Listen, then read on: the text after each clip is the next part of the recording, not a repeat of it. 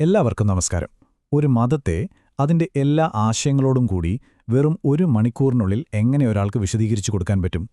കേൾക്കുമ്പോൾ തന്നെ ഇതൊരു അസാധ്യമായ കാര്യമായിട്ടല്ലേ തോന്നുന്നത്? എന്നാൽ ഈ ഒരു വെല്ലുവിളി തന്നെയാണ് നമ്മളിന്ന് ഏറ്റെടുക്കാൻ പോകുന്നത്. ഇത് നമ്മുടെ കയ്യിലുള്ള ഒരു സ്രോതസ്സ് മുന്നോട്ട് വയ്ക്കുന്ന ഒരു ചിന്തയാണ്.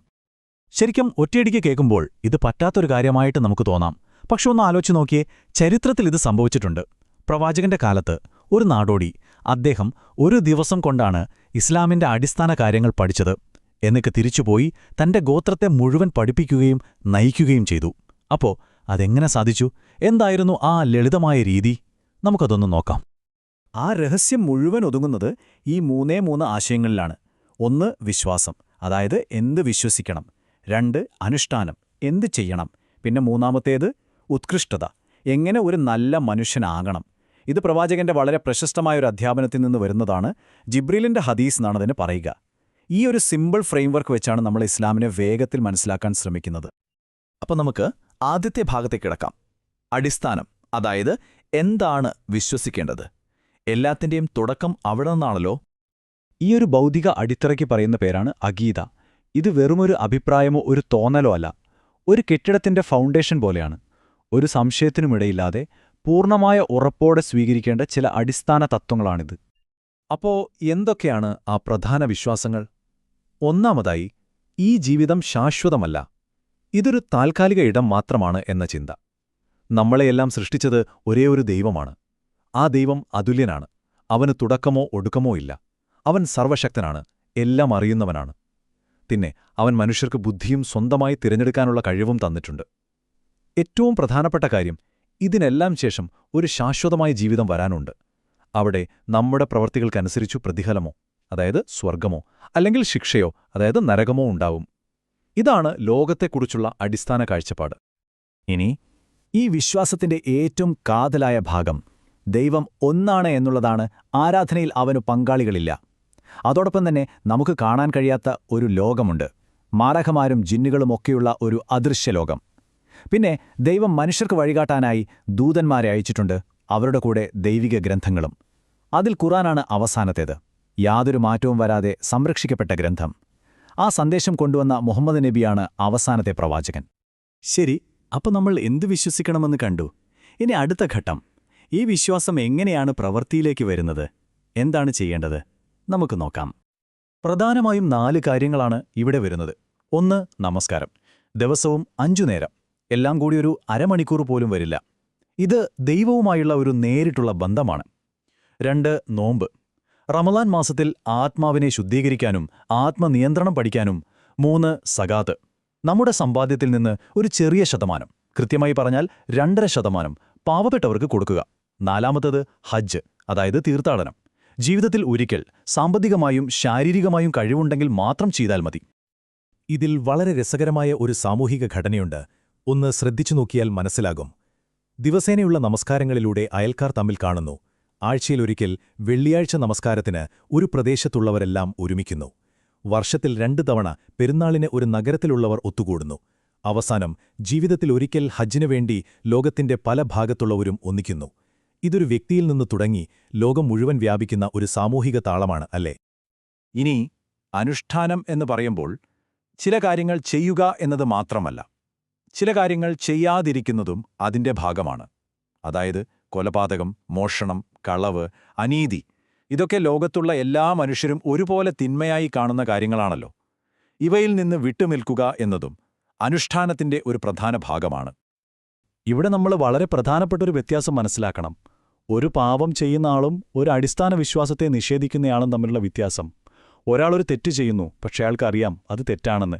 അയാളൊരു പാപിയാണ്, പക്ഷേ അയാൾ ഇപ്പോഴും ഒരു മുസ്ലിമാണ്. എന്നാൽ മറ്റൊരാൾ ഇസ്ലാമിലെ ഒരു അടിസ്ഥാന വിശ്വാസത്തെയോ അല്ലെങ്കിൽ ഒരു നിർബന്ധമായ കടമയെ നിഷേധിക്കുകയാണെങ്കിൽ അയാൾ ഇസ്ലാമിന്റെ വൃത്തത്തിൽ നിന്ന് പുറത്തു പോയതായി കണക്കാക്കപ്പെടും.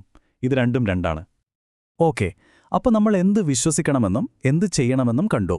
ഇനി നമ്മൾ ഈ ചട്ടക്കൂടിന്റെ ഏറ്റവും മുകളിലത്തെ തലത്തിലേക്ക് പോകുകയാണ്, ഉന്നതി. അതായത് എങ്ങനെ ഒരു ഉത്കൃഷ്ടനായ വ്യക്തിയാകാം. ഇത് നമ്മുടെ സ്വഭാവത്തെയും ആന്തരിക അവസ്ഥയെയും കുറിച്ചാണ്. ഇഹ്സാൻ എന്താണെന്ന് ചോദിച്ചാൽ അതിന്റെ നിർവചനം ഈ ഒരൊറ്റ വാചകത്തിലുണ്ട്: നീ ദൈവത്തെ കാണുന്നതുപോലെ അവനെ ആരാധിക്കുക. ഇനി നിനക്കവനെ കാണാൻ കഴിയുന്നില്ലെങ്കിൽ പോലും അവ നിന്നെ കാണുന്നുണ്ട് എന്ന ബോധ്യത്തോടെ ആരാധിക്കുക. ഒന്ന് ആലോചിച്ചു നോക്കൂ, ഈ ഒരു ചിന്ത മനസ്സിലുണ്ടെങ്കിൽ നമ്മുടെ ജീവിതം എങ്ങനെ മാറും? നമ്മൾ ഒറ്റക്കാണെന്ന് വിചാരിക്കുന്ന സമയത്ത് പോലും ദൈവം നമ്മളെ കാണുന്നുണ്ട് എന്ന ബോധ്യം, അത് നമ്മുടെ എല്ലാ പ്രവൃത്തികളെയും സ്വാധീനിക്കില്ലേ? ഇതുവരെ നമ്മൾ ഇസ്ലാമിന്റെ എന്ത്, എങ്ങനെ എന്നൊക്കെയാണ് ചർച്ച ചെയ്തത്. പക്ഷേ ഒരുപക്ഷേ അതിനേക്കാളൊക്കെ പ്രധാനപ്പെട്ട ഒരു ചോദ്യമുണ്ട്: എന്തിന് വിശ്വസിക്കണം? ഈ വിശ്വാസങ്ങൾക്ക് പിന്നിൽ എന്തെങ്കിലും യുക്തിയുണ്ടോ? അതാണ് നമ്മളിനി നോക്കാൻ പോകുന്നത്. ഇതിലെ ആദ്യത്തെ യുക്തിപരമായ നിയമം ഇതാണ്: നമ്മുടെ ഇന്ദ്രിയങ്ങൾക്ക്, അതായത് കണ്ണ്, ചെവി, മൂക്ക്, ഇതിനെല്ലാം പരിമിതികളുണ്ട്. ഒരു കാര്യം നമുക്ക് കാണാൻ പറ്റുന്നില്ല എന്നതുകൊണ്ട് മാത്രം അത് ഇല്ല എന്ന് പറയാൻ പറ്റുമോ? ഇല്ല. ഇപ്പോൾ നമ്മൾ ഉപയോഗിക്കുന്ന വൈഫൈ സിഗ്നലുകൾ നമുക്ക് കാണാൻ പറ്റില്ല, പക്ഷെ അത് അവിടെയുണ്ട്. അതുപോലെയാണ് കാര്യങ്ങൾ. ഈ ഒരു ആശയം മനസ്സിലാക്കാൻ വളരെ മനോഹരമായൊരു ഉപമയുണ്ട്. നമ്മുടെ ആത്മാവിനെ ഒരു തടവുകാരനായി സങ്കല്പിക്കുക. ശരീരം ഒരു വലിയ കോട്ടയാണ്. നമ്മുടെ കണ്ണ്, ചെവി പോലുള്ള ഇന്ദ്രിയങ്ങളോ ആ കോട്ടയുടെ ചുമരിലുള്ള ചെറിയ ചില വിടവുകൾ മാത്രമാണ്. ആ വിടവുകളിലൂടെ പുറം ലോകത്തിന്റെ വളരെ ചെറിയൊരു ഭാഗം മാത്രമേ ആ തടവുകാരനെ കാണാൻ സാധിക്കൂ. അതുപോലെയാണ് നമ്മളും യാഥാർത്ഥ്യത്തെ കാണുന്നത്. നമ്മുടെ ഇന്ദ്രിയങ്ങൾക്ക് പരിമിതികളുണ്ടെന്ന് പറഞ്ഞു, പക്ഷെ അതിനെ മറികടക്കാൻ നമുക്ക് യുക്തിയും ബുദ്ധിയുമുണ്ട്.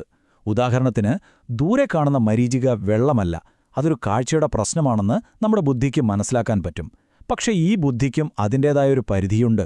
സ്ഥലത്തിനും കാലത്തിനും അപ്പുറത്തുള്ള കാര്യങ്ങൾ, ഇപ്പോഴും അനന്തത എന്താണെന്നോ അല്ലെങ്കിൽ ബിഗ് ബാങ്ങിന് മുൻപ് എന്തായിരുന്നുവെന്നോ പൂർണ്ണമായി ഉൾക്കൊള്ളാൻ നമ്മുടെ ബുദ്ധിക്ക് കഴിയില്ല. ഇനി വേറൊരു കാര്യം, ഓരോ മനുഷ്യന്റെയും ഉള്ളിൽ ഒരു ഉന്നത ശക്തിയുണ്ട് എന്നൊരു തോന്നൽ ജന്മനാ ഉണ്ട്. ഇതിനെ ഫിത്ര എന്നാണ് പറയുക. സാധാരണ ജീവിതത്തിൽ നമ്മളിത് ശ്രദ്ധിക്കില്ല.